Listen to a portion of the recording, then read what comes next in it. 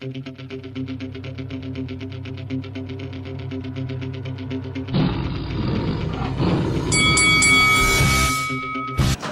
this is Eddie Hearn and you're watching Lights Out. This is FAISAL Khan for Lights Out, and I'm here in Northampton at the Shoebox Boxing Gym. Delighted to be joined by Kieron Conway. Kieron, how's it going, mate? Doing good, cracking on. Training hard and waiting for another date to come. You start off talking a bit about the last fight. You closed off 2020 with a good win and a good performance against Macaulay McGowan on the Joshua Pulev undercard. I know you've had a chance to watch it back. First of all, how do you assess the performance on the night? It was good. It was a decent performance. Not taking anything away from him at all. He took it on really short notice, a week's notice or something. But I also took it on short notice and I made the most of the opportunity. I got the job done, and I think I look good doing it. What can you tell us about, moving forward for 2021, and of course a next potential fight date and next opponent? Next date and opponent, not too sure about that. Just got some things to tie up before that gets sorted at all. But I'm hoping to push on for more titles this year. I've got the WBA international, but intercontinental title. Now I want to add to that collection and really start stamping my name in the books. When you talk about British domestic weights, this super welterweight division is fascinating. Yourself, Ted Cheeseman, Hamza Shiraz, Scott Fitzgerald, Anthony Fowler. There's so many names. Is 2021 going to be the year that we see all these fights being made in that division? Yeah, probably. To be honest, it's an exciting division. There's some good fights to be made, like I just said, and potentially they could be made. Just it obviously depends on people's careers, the direction and the route they want to go. But I think some of them will be made, hopefully anyway, and I want to be part of it. We've seen you take on Ted Cheeseman before. You've expressed a number of times about that rematch, how you want it to be made, how it's only right that British boxing fans get to see that rematch. Why has that rematch not been able to be made as of yet? That's something that I can't answer, to be honest. I've been calling for that for a long time. Probably, I guess in Ted's eyes, it doesn't suit his career at the minute. He thinks he's above that. He thinks he's above me. I'm not sure why he thinks that. We've both got a very similar level title at the minute. I've got Intercontinental WBA, he's got IBF International. He's boxing for the British title. He's back to where we were a year ago. So I don't see how he can say that he's above me. And to be honest, when I do see him say that, it does grind on me a little bit. I shouldn't let it get to me too much. But when he says stupid things like that, it just makes no sense. I just want to put that result to bed.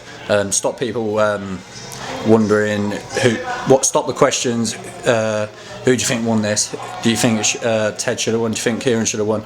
Let's just sort it now. Hopefully we can get that made soon. You'd think that with you both being with Eddie Hearn and Matchroom, that fight is a no-brainer and it's pretty easy to be made, but it kind of goes to show the politics in boxing. Now he takes on JJ Metcalf on the White Povetkin 2 undercard. Is the logic thinking behind that the winner of that fight fights you? Potentially. I mean, I was scheduled in for a final British eliminator. But I had it's no hidden secret. It's no secret that I've always had bad hands over my career, and they've really made an effect at the minute. Timing weren't right. Had to pull out of that British eliminator, but my time will come, and I'm not avoiding anyone, no matter what they think. Just the timing weren't right for me. Last year on their own platform, Frank Warren done an interview and he said that because of what's going on in the world with the whole pandemic situation, how the sport took a massive hit, now is the right time for the 50-50 fights to be made. And again, I can carry on saying it, super welterweight, if you want a great domestic clash, it is definitely at that weight. Now, I mean, would you be open to going over to another platform such as Queensbury Promotion and fighting the likes of the Troy Williams and of course the Hamza Shirazes? I'm definitely open for the opponents, but I'm a matchroom fighter at the minute, and we'll just have to talk to those people about sort of fights being lined up with other platforms. I'm not too sure how it works, so I'll leave that to them. Scott Fitzgerald returns to action soon. The madman, as people like to call him. You know, with 2 big wins before, he obviously he's been through what he's been through the last few weeks, and we wish him all well. What can you tell us about Scott Fitzgerald, Anthony Fowler? That's a fight that we're hoping that gets made soon. Again, that's a fight you want, I'm pretty sure. Can we expect to see you in the ring with them this year? I don't even know. They've come. The fights have been.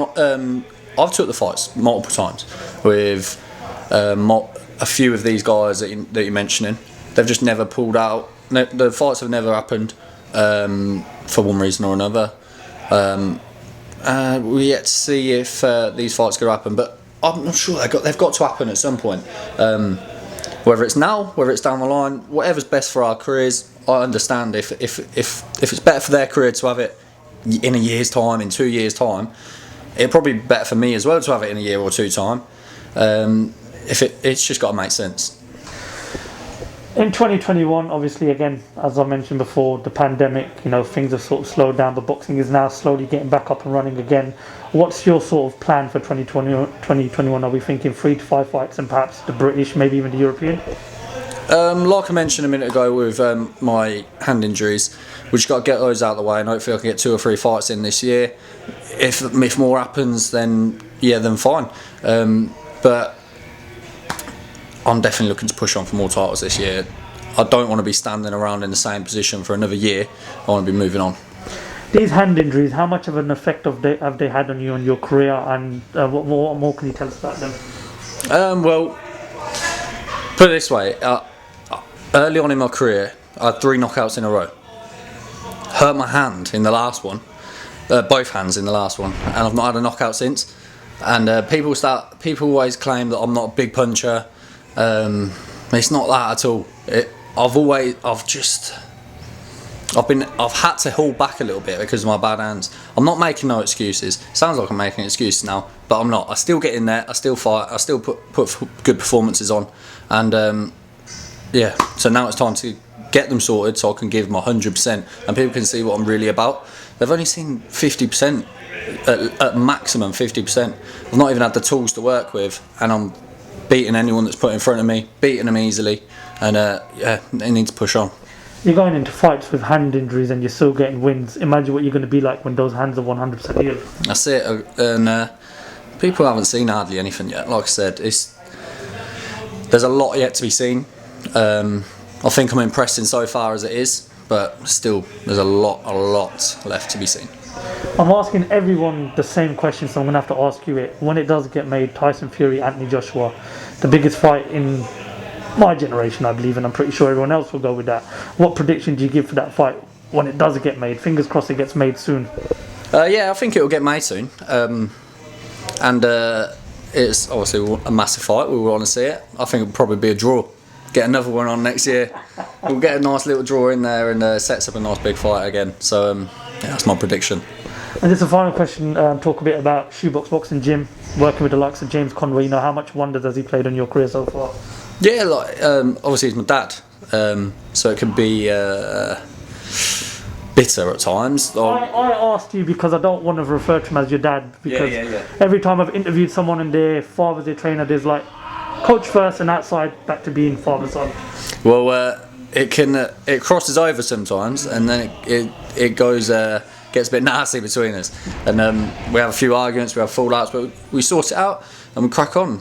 Work's work, and we have to make sure that we're getting the job done. As long as we don't see these arguments like we saw with Floyd and his old man. Yeah. It's not too much like that.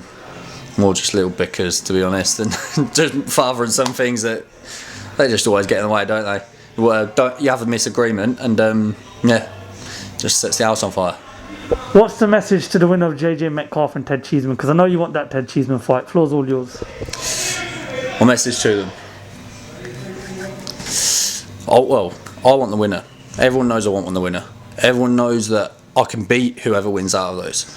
So when my time comes and I can get in the ring with one of those, I'm going to take over. People haven't seen anything yet, and I'll knock any of them out, any of them. And the rest of the super welterweight division, same goes to them. Fighting Talk, the takeover. We're really, really looking forward to seeing these big fights being made somewhere down the line. Kieron, thank you very much for your time. Good luck with the preparation for the next fight, and we look forward to speaking to you soon. Thank you very much, mate. Nice to speak to you. Kieron Conway, thank you for talking to Lights Out, mate.